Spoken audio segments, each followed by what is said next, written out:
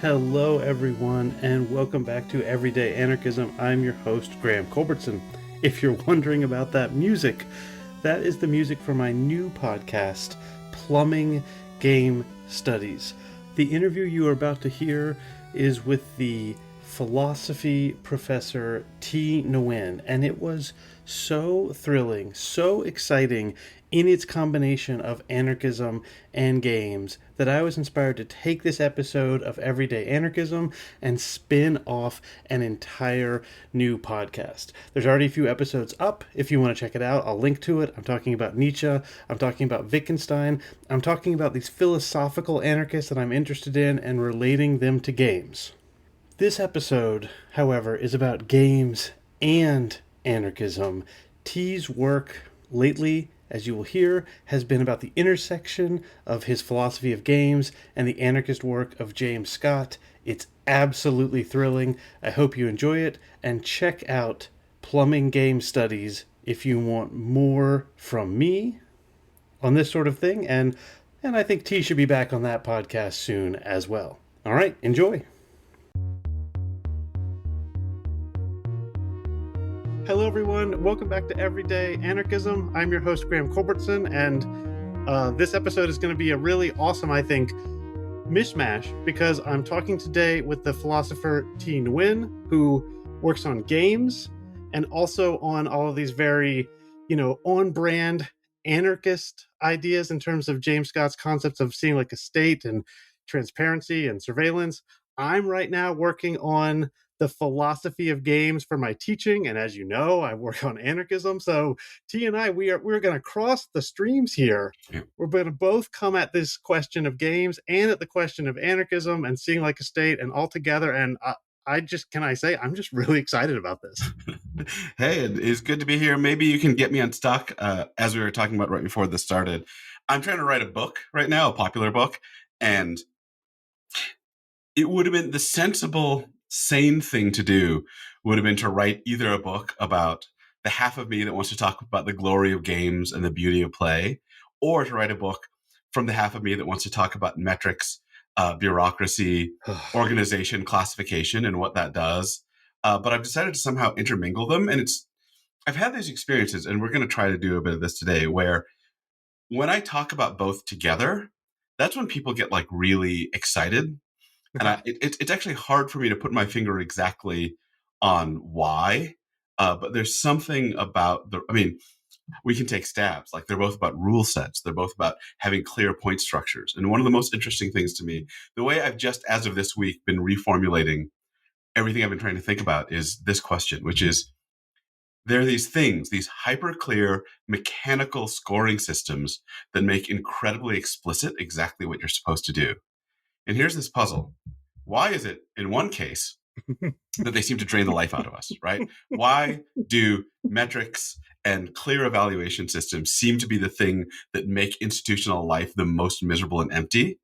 But here, this is where everyone's tempted to say that what's wrong is mechanical scoring systems. And here's where, I can see you reacting. The other half of me is like, but here's the other thing I know. Some of the most fun I ever have, the most fluid, the most playful events in my life are against the background of a clear scoring system. And there's also this incredibly interesting dialogue. Like one of the things I know is people from tabletop role-playing game space, especially indie tabletop role-playing space, often say like when you have this like purely unstructured, purely playful, purely unrule-bound structure, people actually either can't tell stories or they revert to telling the same stories over and over again. And the weird and interesting thing is when you add some rule structure, some forced dice rolls, and some experience point structure, then suddenly creativity blooms. And I mean, you should talk because this is the thing. That tension is the thing that's super interesting to me. I almost can't speak. I mean, this is as longtime listeners of this podcast will know, this is not a problem I have, but my mind is so on fire. I'll just tell you, I just started a book like yesterday, started writing a book on the philosophy of games. I have never aspired to write a book. Once I started doing the podcasting, I was like, finally, here's something I can do that's not writing a book because I don't want to write a book. And I've started writing a book. Who knows? Maybe it's like 100 words right now. Who knows if it'll keep going? And I started writing this book after thinking about your work and putting it in dialogue with Suits, and then also Wittgenstein and Cavell and Austin and these people I'm working on. So like my brain is bubble. Normally I'm like, okay, I know what I want to say about this. Yeah. I mean, maybe not stuck, but I'm at the beginning of the journey. So let me try this. All right. Oh my god, this is not normal for me. I don't know if I'm gonna be able to edit this out or not, but I'm You just should exploding. go. So the first thing to say is I have this really expansive definition of anarchism drawn from David Graeber, among other people, in which anarchism is basically just like people working together more or less without someone pointing a gun at them. Like that's one definition of anarchism. And I've just all my friends just think it's so funny that I'm an anarchist and that I play soccer. Like I go to the soccer game and they're like, "Ha, you're just going to do whatever you want. You're going to use your hands, right? You're an anarchist." And I'm like, no, pickup soccer, I play mostly pickup soccer, is the essence of anarchism. Everyone is following these rules precisely in a way that we're not supposed to be able to, according to conventional political theories. There's no boss, there's no referee, no one is in charge. We're so unofficial that we get kicked off the field all the times because someone has filled out a bureaucratic form and they, quote, own the fields. And we also leave, even though there's no one there with a gun to make us leave the fields. We're playing this game that is totally rules bound and also at the same time completely free flowing, non hierarchical, non authoritarian. The score doesn't matter. And yet, scoring becomes the essence of your life for that 90 minutes. And just that question of how we are playing this game and what it means to be totally rules bound and also completely free of all rules at the same time has been in the back of my mind Yeah. for years, ever since I started telling my pickup buddies I was an anarchist and they started explaining that I'm not an anarchist Right. because I'm playing soccer according to the rules. And so that's my opening salvo, which isn't a statement, but this is the Yeah. sorry, this isn't like a claim, but it's like the thing I'm working through is making sense of this to people. Actually, Right. one other thing, sorry to respond. There's this amazing tabletop board game designer named Jay Dragon, and Jay's games, if you can describe them that, are like the most anarchist games I've ever seen. And Jay uses the no dice, no masters system, which is a joke. It's no gods, no masters. It's an anarchist slogan. Like anarchism is baked into these games, and I can't figure out how to play them Yeah. because they're so free Yeah. that they don't seem to me to be playable. And then this is the dilemma that you were just talking about, is like, wait a second, how can I be such a creature of freedom and want to smash all of these bureaucratic systems? And then what do I do for my spare time? I sit down and read a rule book and explain to people bureaucratic systems that they have to follow for fun. Yeah. This has my head exploding, T. So now I'm talking to you about it. Now let me.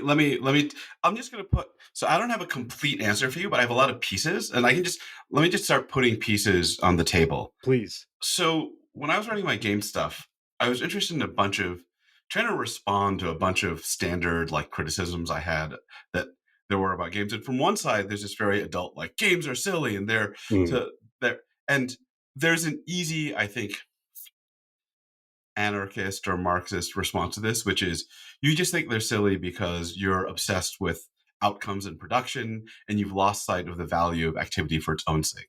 So this is going to come up a lot, but the phrase philosophers use is autotelic activity. So autotelic activity is activity that you do for the sake of the doing itself rather than the production or outcome. And I think like there's that's the easy thing to say. But I think there's something even weirder because the more interesting worry for me comes from exactly people that are like, when you're playing, why would you use rules? I found a really clear articulation of this in Miguel Sicart, who's a friend of mine, but also, intellectually one of my mortal enemies. And he's on the other side. He's like, play is free. Why would you ever impose rules on play? That is the perversion of play. And that I can see that argument, but I think I have the same experience that you have, which is games that come out of the philosophy of pure freedom aren't really playable to me, and they don't do the thing, like the magic thing. And this is what I want to think about. So there are a few things we can say. One, a crucial difference between games and, say, metrics and large-scale bureaucratic institutional systems is that what everyone will say, which is that games are voluntary, right? That you Mm-hmm. have choice over the games. Now, but this still becomes a little bit complicated because on the one hand, you can choose what game you want and you can mod it in the long term. On the short In the short scale, though, the experience of playing a game is, especially as a newcomer to a game, to look at the rules and follow them exactly, which is this weird. I totally get it. I'm a philosopher that started existentialism. I can totally see how you would say, like, look, this is a total perversion of freedom, and yet, right? So let me say a few things first. So the first thing to say is, um, I sometimes have experience where I'm reading rules to somebody and they're like, I want to know why. I want to know why. I want to know why. Like, tell me this. And I have to be like, I don't know. I haven't played this game before. Or it's kind of mysterious. And also, it's a sculpted experience. There's something, I mean, this is why I keep reaching for the art, to think of games as an art form. It's that someone has put these things together and carefully tuned them so that if you follow them, follow these rules, you'll have a very specific kind of experience. And there's something about the clarity of the rules that lets you into another kind of experience. Let me give you two analogies, and I'll stop talking because I can see that you're jittering with excitement. So, first analogy, um, this is in my games book. I think this is maybe the most important part of the book for someone that has the worries like you. So, I was worried about this thing about how games could possibly produce freedom, how rigid rules could ever produce freedom. And I remembered something a yoga teacher had told to me, which is that the rigidity of the specification of yoga poses is actually the thing that helps you find flexibility. And the reason is that when we act out of habit, we tend to repeat the same kind of postures and we don't explore new spaces. And the rigidity of the rules forces you, the rigidity of a specification of a yoga pose forces you out of your normal posture and to discover something new. Now, it would be different if I told you to hold triangle pose forever. That would not be freedom. But Yeah. for you to temporarily use the rigidity to find something new and then be able to step back from it and integrate it into your life, that there's a place where rigidity is a tool for exploration. Here's another thing. We're going to talk. I've been thinking a lot about recipes and different kinds of recipes. Ooh. And I think here's one thing I can say. I spent a lot of my life cooking. And there's a certain kind of person that can never not follow the recipe and has to follow the recipe absolutely precisely and can never deviate from it. And you think like what you want to say is like, come on, like be free. Like you can Yeah. modify these things. You can explore. But there's another kind of person that never will follow a recipe at all. And what I've noticed, so I had a buddy who's a really good cook, very Western European, and he would try to cook like Japanese, he would try to cook like Indian, and he would be like, I don't need recipes. I'm not that kind of person. What would happen is what would come out of his kitchen was not Japanese or Indian, but just like, you know, a Western stew that used udon noodles, right? Right. And there's something about it's both the case that once you learn a cuisine, you can improvise, but also the process of learning something completely novel to you involves actually rigidly following the recipes. Because I was originally taught to cook, I'm Vietnamese, but my mother never taught me to cook because I'm a boy, and we can talk about that later. Yeah. Yeah. This is its own topic. Yeah. But I was originally trained to cook kind of like French Italian, but the way to learn for me to cook things like Japanese or Sichuan or Turkish is in the beginning to ignore my instincts and to follow the recipe precisely, because it will push me into a space where I don't have instincts, right? Where I would never be as spare in my natural cooking as the Japanese cookbook tells me to do. So there's this funky way in which the rigidity of rules is both a prison and also a way in. And that's like the center of the thing. But the crucial thing about games, again, is you have choice. You can step into it, you can step out of it. Although it's really weird and this is the other thing that's really hard to understand. Um, uh, it usually doesn't work in most cases, if you modify the rules of the game on the fly during the game. You have to commit yourself Yeah. for a period of time. With that, that was a bunch of stew for you. Yeah. Well, look, I think we're just going to keep throwing this stuff back and forth. The first thing to say when you're talking about recipes, the first thing I thought of was cocktails. I mean, I like making cocktails. I'm not that experimental with it, but I learned how to make cocktails from this book called The Art of Mixing Drinks. I don't remember. It's Yep. by Imbery. So it's this famous cocktail making book, and it's filled with recipes. Filled with recipes. I mean, just every kind of recipe you could want for every kind of cocktail that existed in 1957 or whenever when this book was made. And he also says you don't want these recipes. I'm gonna tell you what a cocktail is and how you make one, which is essentially a certain amount of liquor and then something that smooths and sweetens and then something else that makes it, kind of astringent. And the rough ratio for these three things, and I'll give you a few examples. And then he says, and now you're done. Now you know how to make every drink in the world. It's 6 parts liquor, 2 parts sweetener, 1 part astringent. And you can literally invent every cocktail ever invented and have it taste good. And if you want to switch it to 7-2-1 or 8-3-2, that's also fine. And I feel like every cocktail I make is delicious by following but also modifying these rules. And I have friends who make cocktails and they're like, I've got this recipe, and they name it and they make it precisely to the recipe book. And sometimes it's good and sometimes it's bad. But I feel like they don't know how to make cocktails, if that makes sense. Maybe this takes us into a whole different set of this gets into a question of like automatons and artificial Yeah. intelligence or something, but I don't think they know how to make cocktails. And it's like, well, Right. didn't they just make you a cocktail and it's good? Like, well, yes, but they didn't actually make a cocktail. They don't know how to make a cocktail. They only know how to follow a recipe. But I take your point that if Imbery's book had been like one sentence and it was like, no one knows what a cocktail truly is, semicolon, make your own, I would never have Right. learned the kind of freewheeling cocktail making Yeah. style that I have that came out of first Imbery's rigid application of discipline Right. to me. Like, if it has seltzer in it, it's not a cocktail, it's something else. Shut the fuck up. Stop calling a highball a cocktail. And I was like, oh my God, what? This guy's such an asshole. He doesn't say you can't make highballs. He just says it's a different thing and it has different rules and you have to understand. I think that might apply to the question of well, I don't know. I'm just going to stop talking, see if you have anything to say in Yeah. response No, to this. I feel there's, like I this talked is, in a corner. let me say the biggest thing that I want to say, which is the end point of the book I'm trying to write right now is to say what you just said about a person that follows the recipe and doesn't understand the thing behind it for recipes is also what I think is going wrong with a person whose personal value system is set by metrics.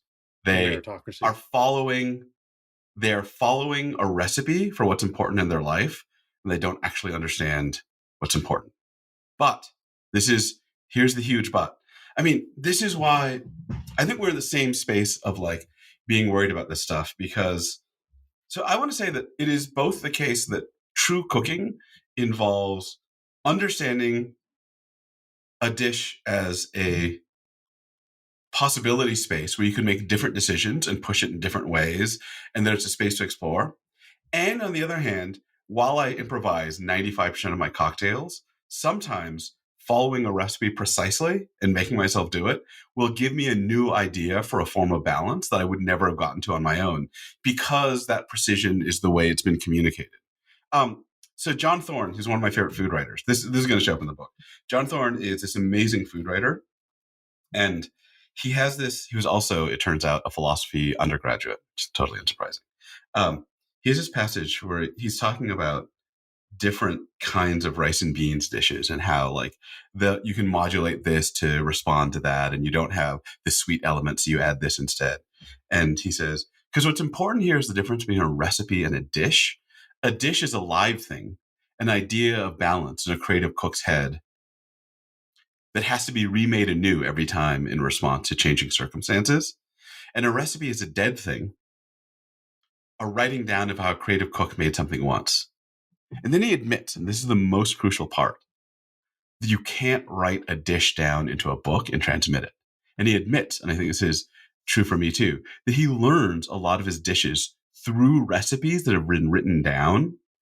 But also, you have to make what he says, you have to make the recipe, but also treat it not as the final thing, but is the finger pointing to the live thing behind it. But also, the recipe is the gateway.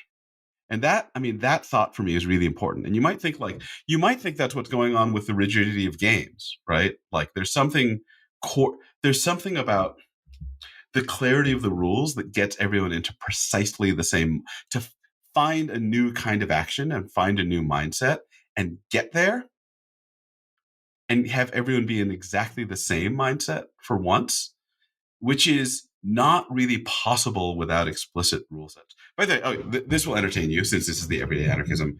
Uh, one of the first ideas I had.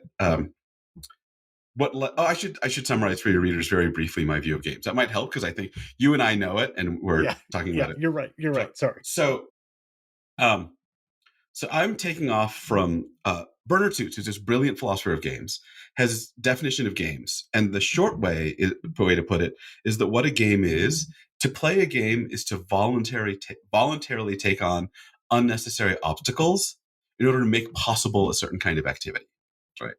Um, his more complicated way of putting it is that in every game, there's a thing called a pre-illusory goal, which is the goal that you're after stated in kind of like plain physical terms. Like the goal is to pass the ball through the net, or the goal is to pass the finish line. But then there are things he calls constitutive rules, and the constitutive rules place constraints. You have to dribble, right? You have to face opponents, or you have to run to the end of the finish line following this course. You can't take a taxi or an Uber. And the thing he points out is the illusory goal, the true goal of the game, is reaching the pre-illusory goal inside the constitutive rules. So making a basket is not merely getting the ball through the net. Making a basket, if you pass the ball through the net while you're on a stepladder, that's not making a basket. Making a basket is hitting that goal inside a certain constraint set. Finishing a marathon is not just passing that point in space, but doing it having followed a certain course. So what playing a game is something where the constraints are integral to what it is that you're doing. And I ended up saying that what this shows us is that what games are. So I combined that thought with a thought from my favorite board game designer, Rainer Knizia, where Knizia says that the most important tool in his game design toolbox is the point system, because the point system tells the players what to care about. It sets their desires in the game. And I combined this to have a view that something like what a game does is it specifies an alternate agency, where that agency is, here's a set of abilities, but here's also what you want. And then when you play a game, you step in to an alternate practical agency where you have different cares and different ways of acting. And so game designers use the medium of agency itself to sculpt something like a specific kind of action that you get through the game. So that's the background view. And one thing I should say that might entertain you is I got to this view in part because I was reading a bunch of people that thought, oh, games are an art form because they're kind of fiction. And I was like, that's not right. They're rule sets. And my first opening thought was games are actually toy governments. That what they are is the tools of governmentality turned to artistic and playful purposes. Rule sets and incentive manipulation, but for fun. Yeah. Yes. This is exactly the point. This is exactly the point that I was getting at in terms of following these bureaucratic procedures. Right. And gosh, I'm astonished at the way that you and I are taking this question on in these really similar ways from these two different angles. I completely agree. To respond briefly to a number of things, first I want to go back something I meant to say earlier when you mentioned there's an anarchist or Marxist critique of the way of thinking about activities as useless or useful. It's my view, and I think plenty of Marxists would contest this, that actually the Marxists are totally also into productivity and the factory mindset. They might want the factory making. You want to weigh in on this? Oh yeah. So I should say this is one of the most two interesting points for this. So Langdon Winner has this great article called "Do Artifacts Have Politics?" He's a philosopher of technology, and I teach him in my classes. And he's trying to talk about this productivity mindset, this like output-oriented mindset, and he ends up not pegging it to capitalism, which is what most people do, but pegging it to the ethos of the factory, in which people, absolutely, right, follow a standard to maximize productivity. And he thinks this is why he thinks it's a technological thing. He thinks people that buy into the ethos of the factory, be they capitalist or communist, end up um, in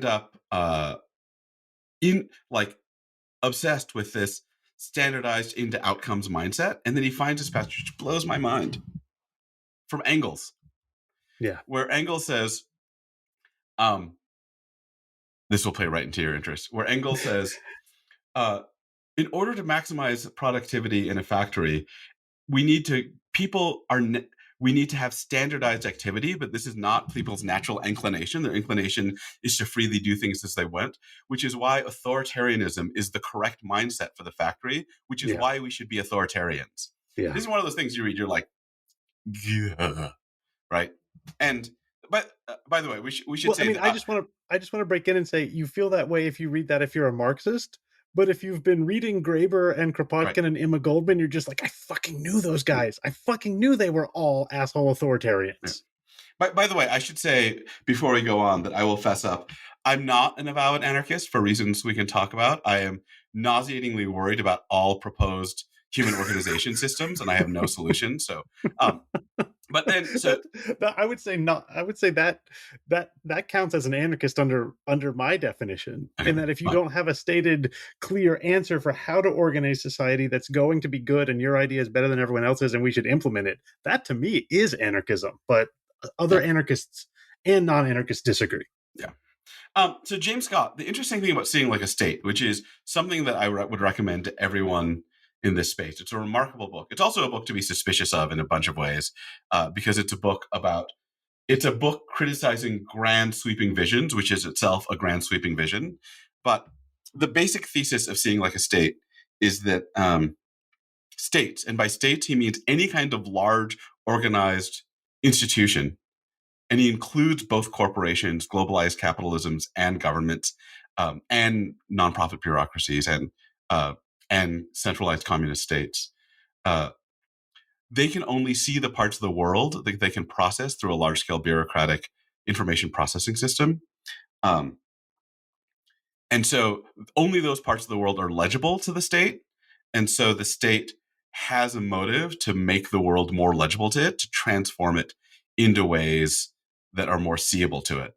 And so for Scott's examples are all examples of the state transforming the agricultural landscape into something like monocultures to make it more efficient and more manageable. I should say, by the way, that my interest here is that my claim in my book is going to be something like Scott's worries also apply to values, and the way the state makes people's values more legible to it is gamification and getting everyone oriented on the same public metric. But the interesting thing about Scott is that Scott alternates chapters in which he finds this. I mean, Scott is an avowed anarchist, although, again, like the kind of anarchist who was a tenured professor at Yale. So, But you know, yeah, I mean that's the well. Anyways, go ahead. yeah. But Scott alternates finding this in global capital markets and in bureaucratic communist states. And I would say for the intellectuals watching along at home that Scott believes both Marxist critiques of capital and Hayek's critique of centralized socialist bureaucracies. And what Scott is trying to find underneath it is a synthesis that involves a worry about information pipeline problems. And I've been trying to, in various talks, I've been trying to work this out because I think a lot of people look at the kinds of effects that we are worried about this kind of inhumanity of everyone hopping onto a metric. And what they find in it is some kind of like malicious, oppressive instinct. And I think this is more worrying to me. What Scott finds is the basic problem of a large scale organization needing to cope with the kind of information compression it needs to do in order to function. And that information compression involves, we can talk a lot more about this. This is something where I think Scott is drawing on this really rich vein of literature about metrics that I find fascinating. But one way to put it is that what metrics do is they compress and organize information into a singular form. So someone at the center can have all of it summarized for them, which requires a kind of systematic decontextualization. Um, and so he thinks that you find this in capital markets, right? Like you find this in what prices do. They remove tons of information to generate a single number. But you also find this in socialist states that reduce various areas to production numbers, right? Um, there's a question about whether Scott has actually taken into account every possible form of human organization, but the basic insight is something like what you're seeing in these two different, supposedly different information schemes is a problem about the scaling up of information. And what I've been lately thinking is that the core problem here is not maliciousness, but just scale, about scale organization, which is why Scott is an anarchist. Yeah. Yeah, I mean, this is maybe the most common question I get is like, what do you do about the scale problem? And, Graeber has answers of how to solve the scale problem. I myself, I guess this is one place where I'm hew more traditionally to an anarchist thing, which is maybe, and this Graeber doesn't like this answer. Maybe we just don't need that much scale. That I'll leave that aside for now, and I'll talk about it uh, more, if not in this conversation later on. But I'm struck by, again, to go back. You've generated enough ideas for 10 hours. To this question of, it does seem like we've gamified school, um, and by reducing school to a few metrics or KPIs, so those are basically test scores, GPA, and then weirdly extracurriculars. When I teach this to my students, is one of the things that trips them up, and they're like, "Wait, if all that matters is metrics, why does it matter that I be on the cheer team?" And I'm like, I don't exactly know, but let's just say they put the cheer team as one of the metrics, like the number of clubs you have, and if you're president of them, that becomes. So they're like, oh, so I'm being graded in an inhuman way about whether I am a valuable human, and I'm like, yes, that's just part of the system. So we have all these metrics, but when I talk with my students, they think about it and they agree. This is the scale problem. They agree this is all bad. All the metrics are bad. GPA is bad. SATs are bad. None of them help the avowed goal within the school or classroom or the student of learning, if that is the avowed goal. And then they realize the goal of the school is not that they learn, it's precisely as you say, that they prove via numbers that they have learned more than the other students in the class with them. And therefore, when they do the next stage, they can leap above their peers and not go to some lowly, pathetic institution like UNC Chapel Hill, but a real place like Harvard or Stanford where it counts more. And they agree, as far as their high school is concerned, or indeed as far as my classroom is concerned, grades are totally useless. And all these mechanics of metricization are not necessary. But if you want to feed, quote, the best students to go from undergrads in Chapel Hill to Harvard law students, and then the second best students to be Michigan law students, et cetera, you need this number that, as you say, transfers easily. So then one option, this is like the capital A anarchist option, is just like, fuck scale. Just fuck it. But then people worry that's, the result is what they call anarchy, right? The collapse of all institutions. And I don't know, right now I'm not too worried about that anarchy. I'm happy to push in that direction as far as possible because I know I'm pushing a very, very, very big machine. I right now all I know is it's killing our students. I mean, literally in some cases, killing them to be put into this meat grinder, even though, as you say, in the right place and time of your choosing, following rules for points and beating other people can be tons of fun. I have so much to say about this. The first thing I should say is I now have a unit in my intro ethics class, my intro philosophy class, where on the first week we read um,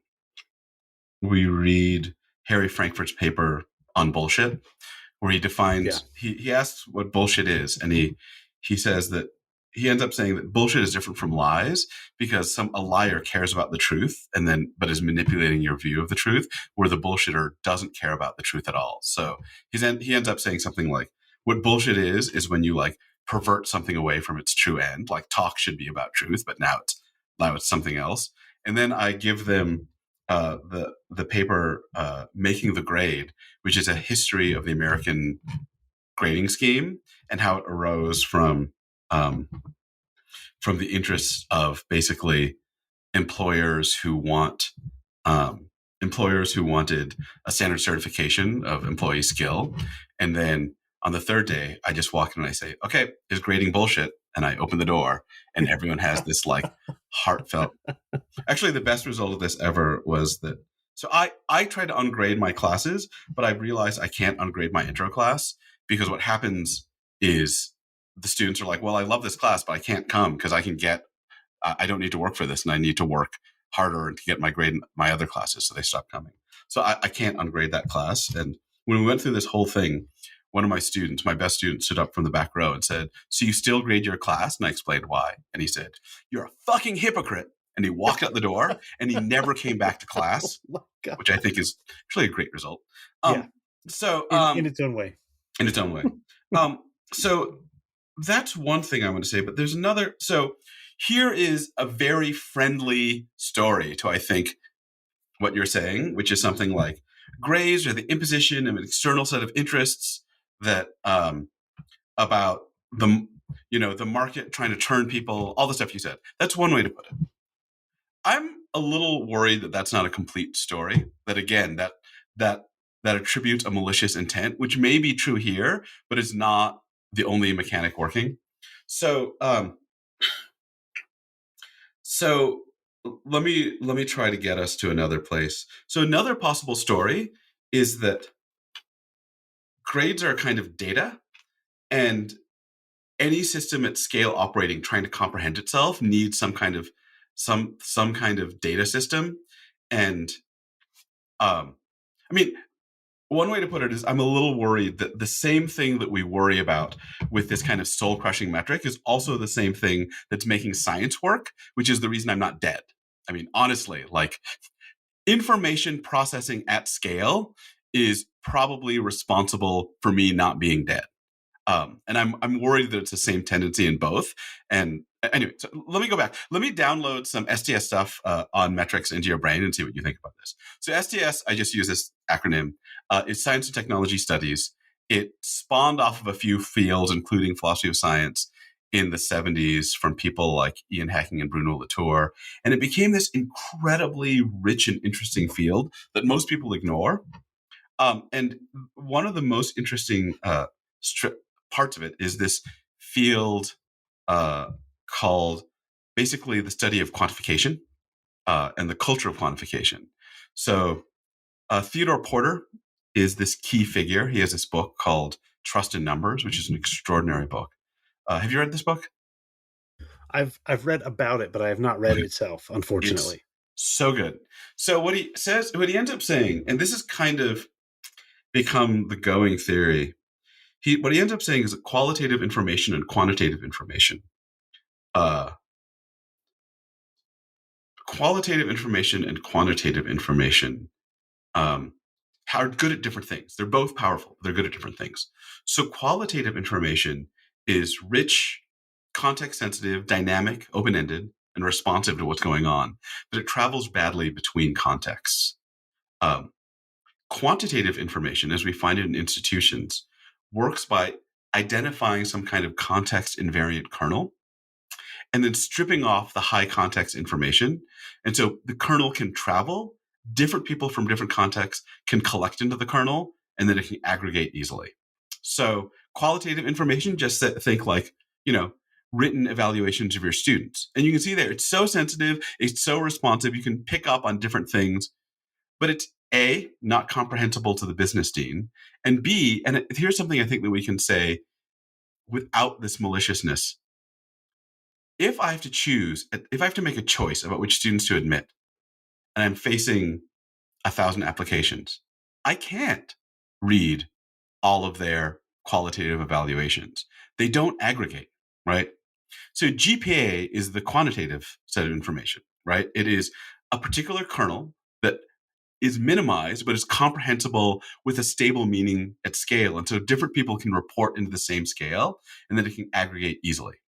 So exactly the thing that makes it insensitive is the thing that makes it comprehensible and aggregatable at scale. So this is Porter's account is still kind of old, but as far as I can tell, if you're interested in this stuff, the philosopher of data right now is Sabina Leonelli, and her view, as far as I can tell, is a nuanced, technical up version of Porter's view. So her view about data, and this is scientific data, is scientific data is information that's been prepared to travel to, be understood by, and be used by people from faraway contexts with unexpected interests and unexpected uses. So you can compare this to Porter's original account, which is what he says is that information is the kind of understanding that's been prepared to be understood by distant contextless strangers. So, so I mean, I so this is called the portability theory of data. And one of the things that I get, and this is, by the way, if you're interested in this stuff, you should read Porter, and then for the updated version, Sabina Leonelli's data centric biology book, which is incredible. And here's the nauseating heart of my worry.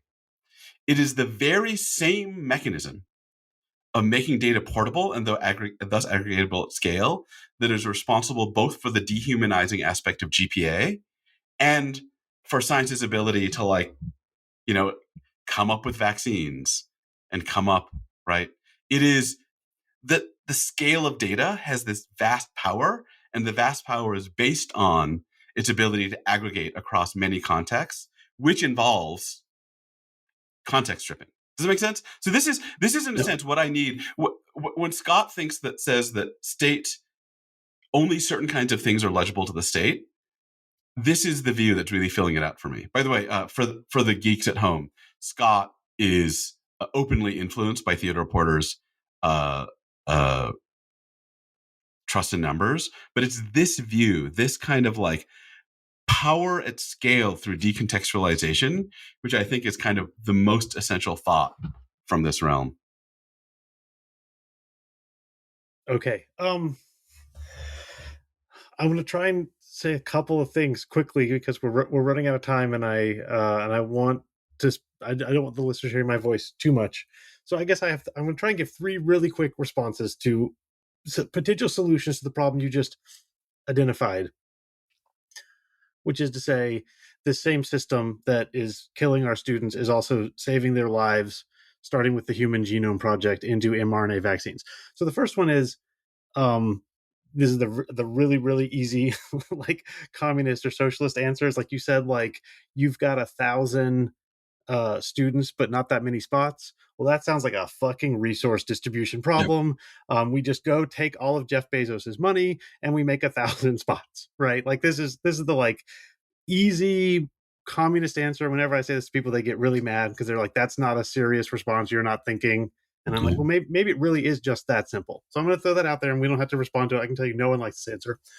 The next question is the anarcho-primitivist one, which is like, yes, Freud gives a version of this in Civilization and His Discontents. It's like, yes, okay, the technology saved my life. The mRNA vaccine saved my life.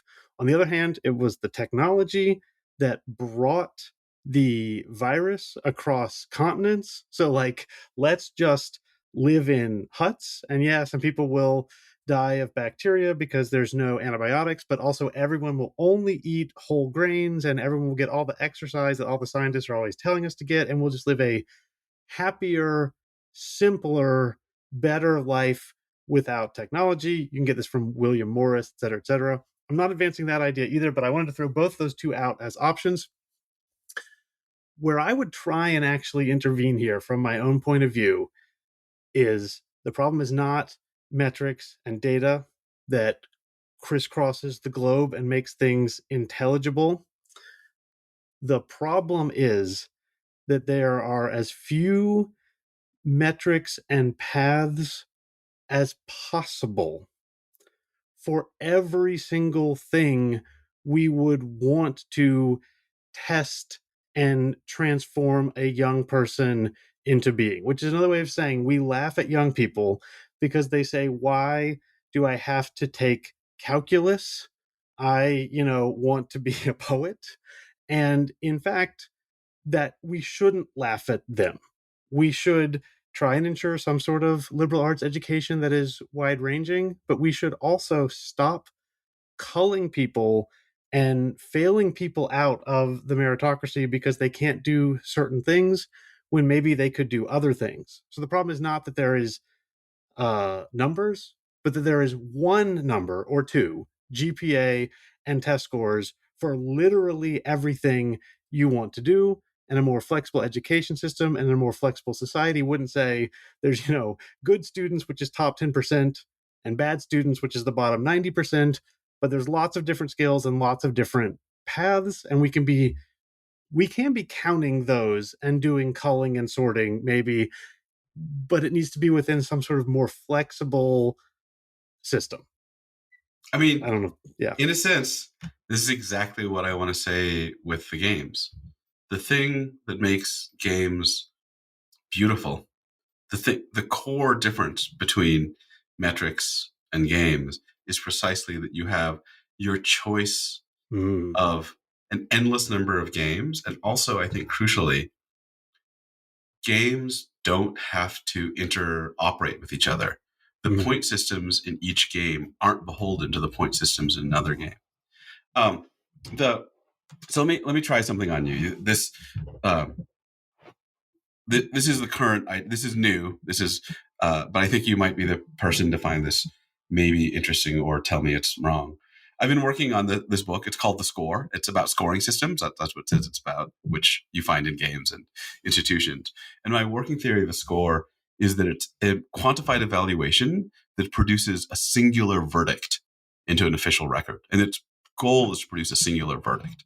And one thing the thought that I've been obsessed with is that most people assume that if you have a game or a competition, you have to have a scoring system and a singular verdict. But that's just false. So you can have a skateboarding competition where people go to the park and compete for the coolest trick and no singular verdict, right? Everyone, right? You can have a cooking competition at your house and people can decide what the best dish is, but you don't need an agreement. You don't need a singular verdict.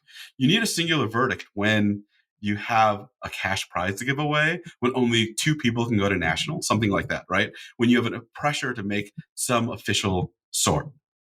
So the interesting thing for me is that, how do I put this? This is like, tell me if this is interesting or if this is obscure, because this is literally a thought from this week.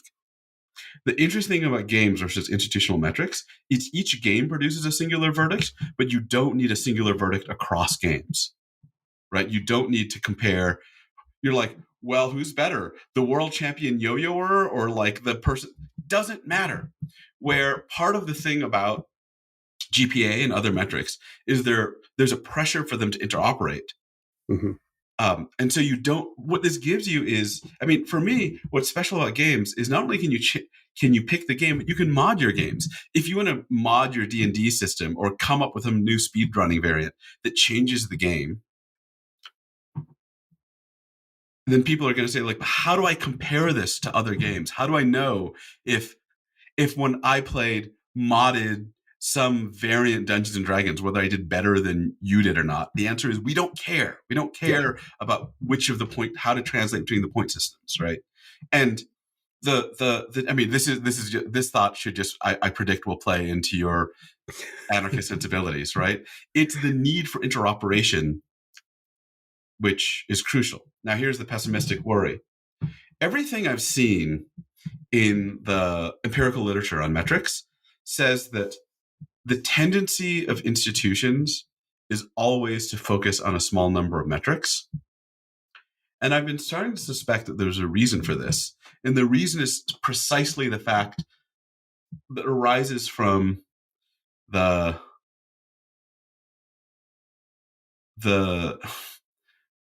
how little attention we need and how thin something needs to be to interconnect all these different contexts, right? There's something about the fact that since the contexts are the more different the context, the thinner the amount of information that's going to travel between them. And so there's this weird thought. And again, I think you, the anarchist, will love this, that it is precisely the need to make many different contexts communicate and coordinate, which is the origin of this thinness of information. Okay, I'm going to stop for a bit.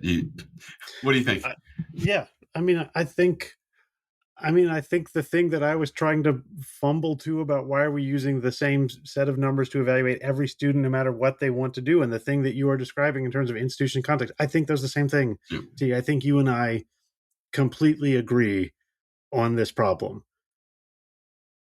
One option is to say that this is a problem about, and this is a very political anarchist thing to say, that this is a problem because we have centralized power, wealth, capital, everything as much as possible, and all we need is a more diffuse and diverse set of institutions that are less interested in operating with one another. In fact, being different from the other set of institutions is if that's seen as a good instead of a bad, then you can still have your numbers. I there's too many ways to go with this. I mean, one way, let me just try this. Something from my background is, late in his life, Dewey went to talk to, a bunch of progressive educators, Deweyites, maybe you could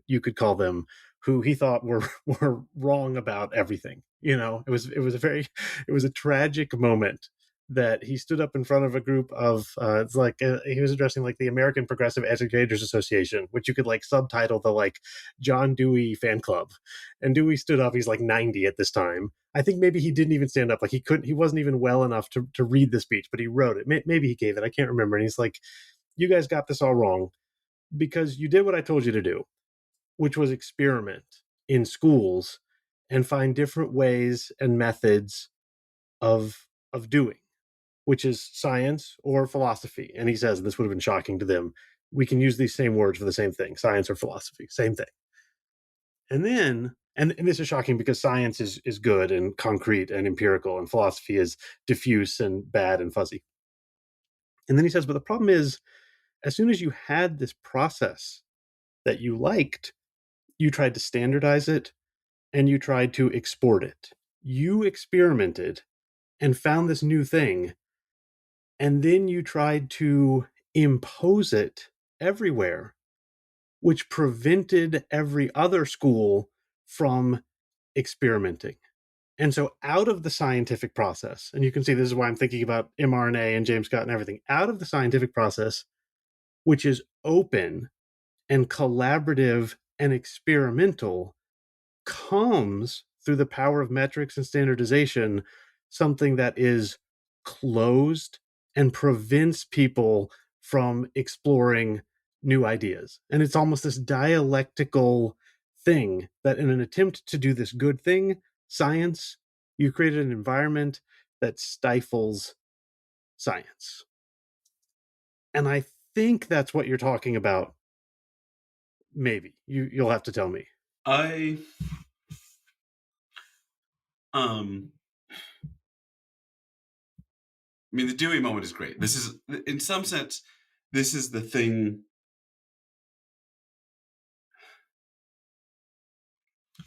So, one of the things I noted recently was this interesting symmetry between James Scott and then this philosopher of science, Nancy Cartwright, who's incredible. And what Scott says is something like,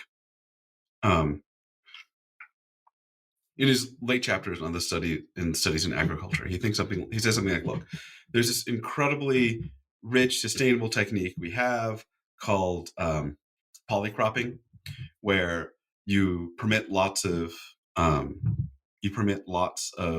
different plants to grow on top of each other and interact and coordinate, and it's incredibly powerful, but it requires high tuning to the local environment and microclimate.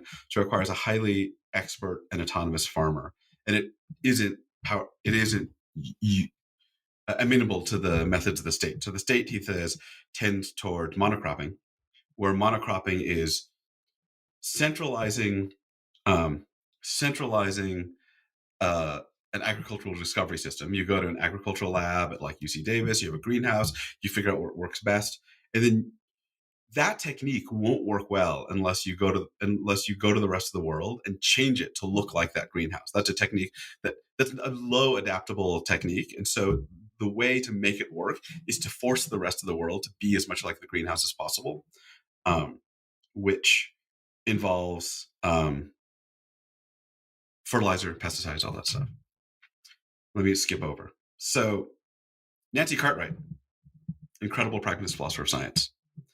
I'm not 100% sure, but I would guess explicitly she would think of herself in the Deweyan tradition. That's just a guess. What she says is, we seem to assume that physics is fundamental and the most powerful science, but actually there are plenty of highly chaotic situations where the methods of physics don't work very well. And the way we make the methods of physics work really well is we alter the world to make it look as much like the laboratory as possible. So we put shielding on our instruments. We make space shuttles incredibly controlled, shielded environments so they're like the lab. And then the things that we figure out in the lab can work there. And so we create. She thinks that that physics isn't that the clean formulations of theoretical physics work. We've learned that they work in lab-like environments, so we alter parts of the world in very controlled, closed, encased physical objects to be lab-like in order to make our rules of physics work. Does that make sense? Yes, it absolutely makes sense.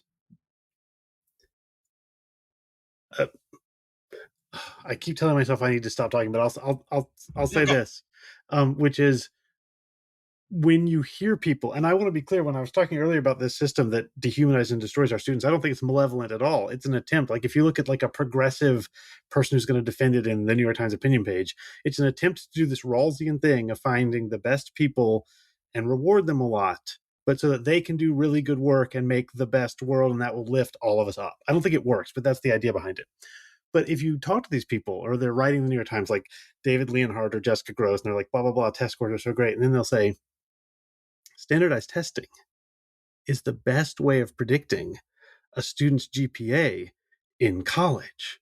And it's like, well, is it possible you've created a college that is designed to correlate with standardized testing? Okay, let me see if this is a wild leap. This is, sorry, I because we seem to be thinking very sympathetically, I'm like trying to, instead of like explaining the things I know, I want to tell you about the things that I'm barely figuring out, and then have you help me.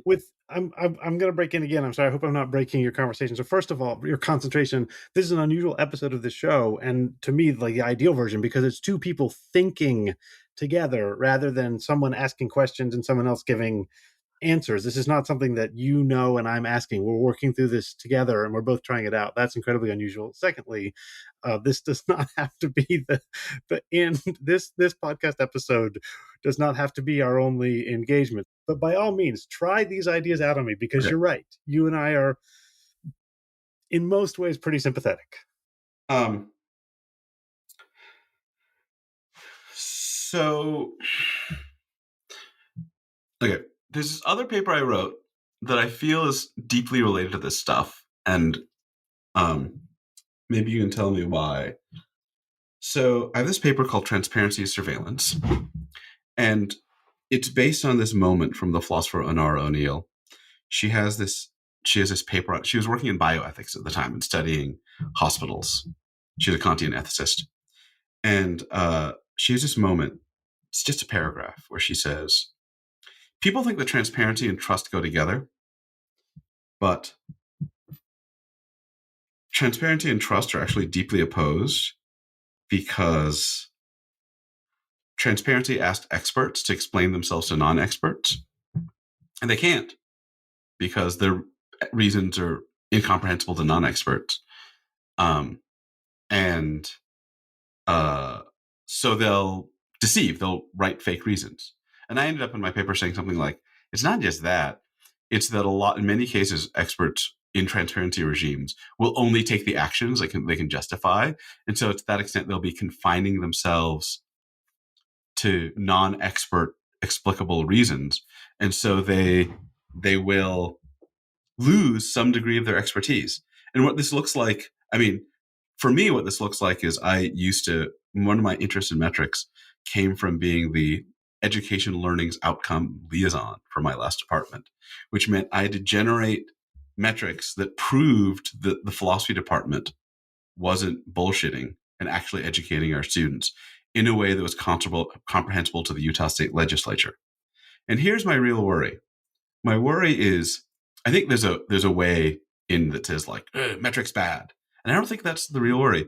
For me, the real worry is that transparency metrics actually do the work of exposing corruption and exposing bias by forcing things to be explicable outside of a closed circle to the outside world.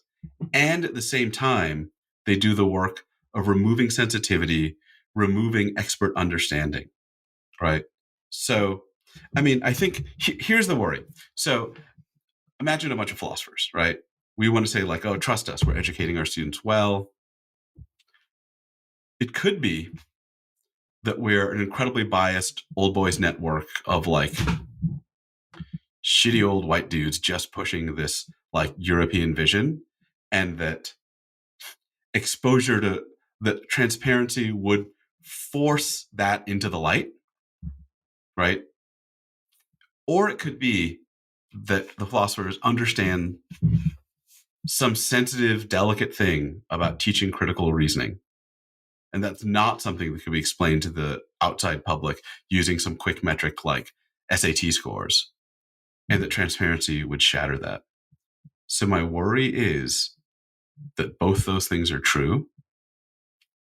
One of the things that you find over and over again in the literature on quantification, even the worst critic of metrics will say something like, but yes, also clear, simple numbers are how we showed that some institution was radically racist and radically misogynist, and that like people didn't believe us until we got the numbers about the hiring ratios of white versus black, men versus women, versus and how, say, white men were radically overhired, even given the fact that on every standardized test we have, right? They that should, right. So here, there's this.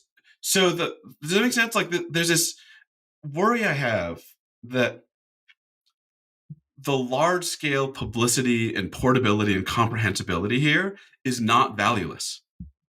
It does a huge amount for us with a very high cost.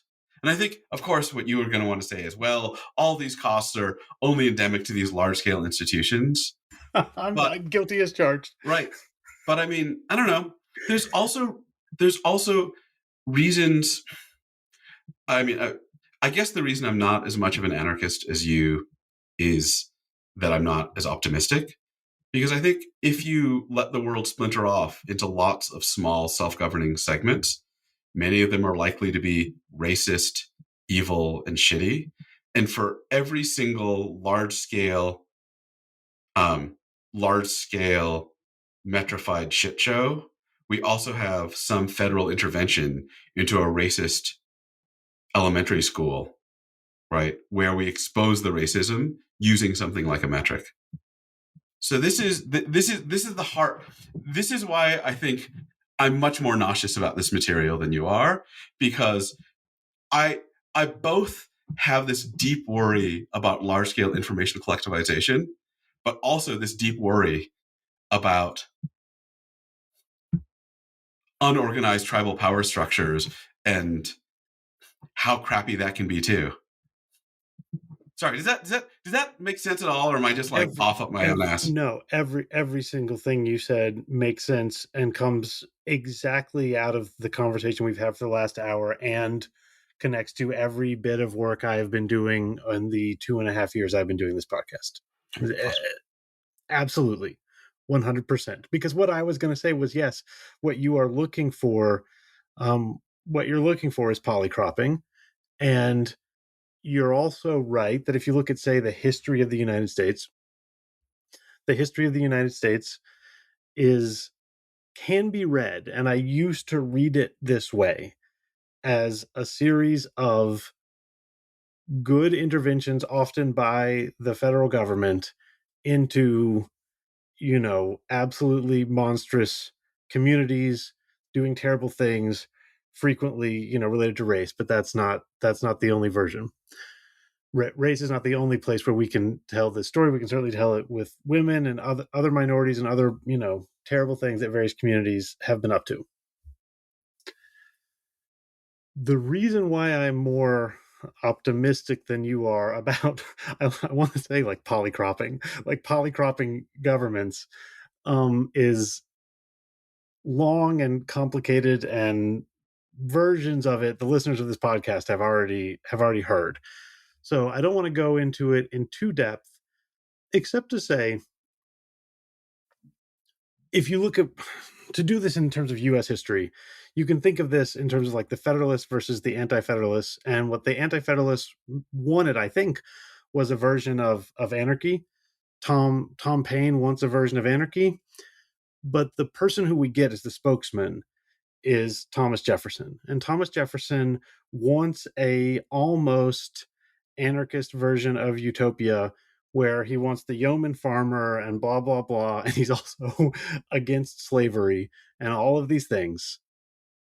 But actually, what ends up becoming the Anti-Federalist position is this thing that we call states' rights, which is still with us, which doesn't say we should have a bunch of people being autonomous and a bunch of autonomous communities that come together when they want to, but don't come together when they don't want to. And this includes people. But is actually to say we should have these things called state governments, because some of them are okay with slavery, and these state governments should be primarily made up of these enormous plantations, which are ruled by one guy in the center.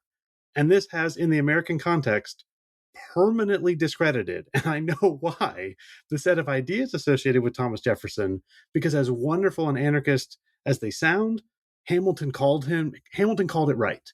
These anarchist ideas were actually a stalking horse for Jefferson and his buddies being the only people with power and running literal slave regimes.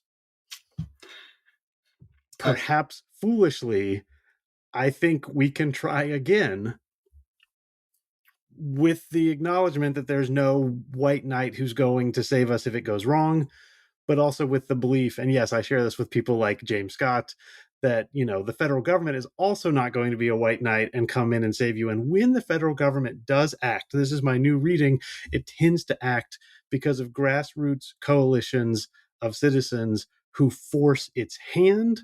So actually what looks like top-down intervention to save us, because the regulators found the metrics, probably the regulators didn't find the metrics. Probably there was a letter writing campaign first, and a bunch of moms got angry, and that is when the regulators get involved.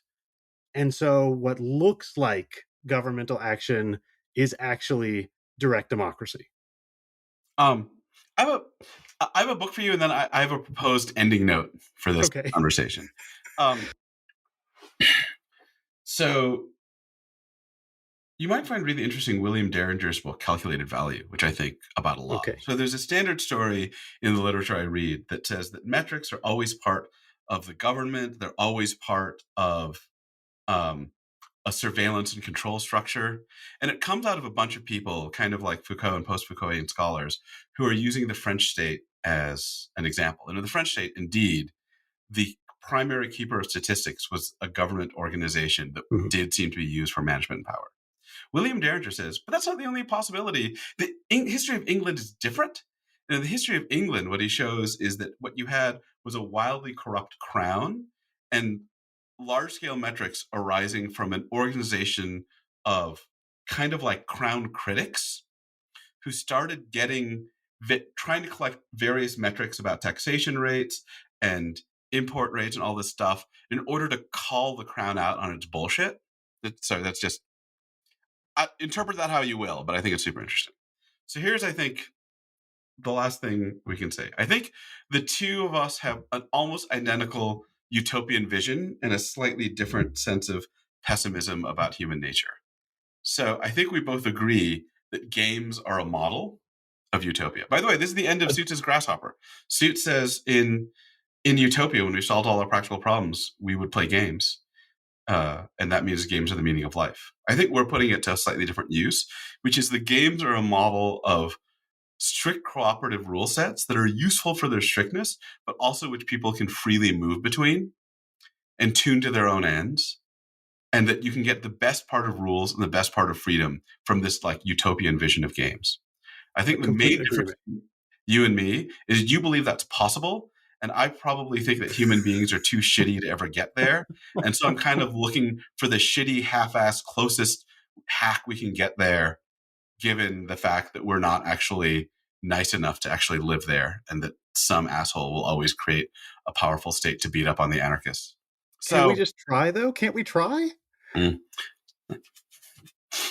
maybe. Maybe. Well, okay. Um, I'm I'm I'm going to keep trying. Uh, this has been, just an utterly scintillating conversation. Thank you so much, T, for coming on the show. Thank you for having me. Thank you for helping me think through the morass I'm in right now. Yeah, well, you're right in the thick of it, and well, I've got some other thoughts, but perhaps I'll air them with you later. This has been say the name of it. It's Art as Agency. So my book is called Games, Agency is Art. That's the one that's already out. That's the study of games. If people are interested, there's a bunch of other papers on the metric stuff out. Probably the most readable is called How Twitter Gamifies Communication. But the central paper that's come out, the pair is one is called Value Capture, about metrics capturing values, and the other is called Transparency of Surveillance. And then I have a book coming out that I'm writing right now called The Score. Who knows when I'll actually get it done. Yeah, all right. And this has been a run through for some of the ideas from the score. All right, I'll put links to that in the show notes, and thanks again. Thank you.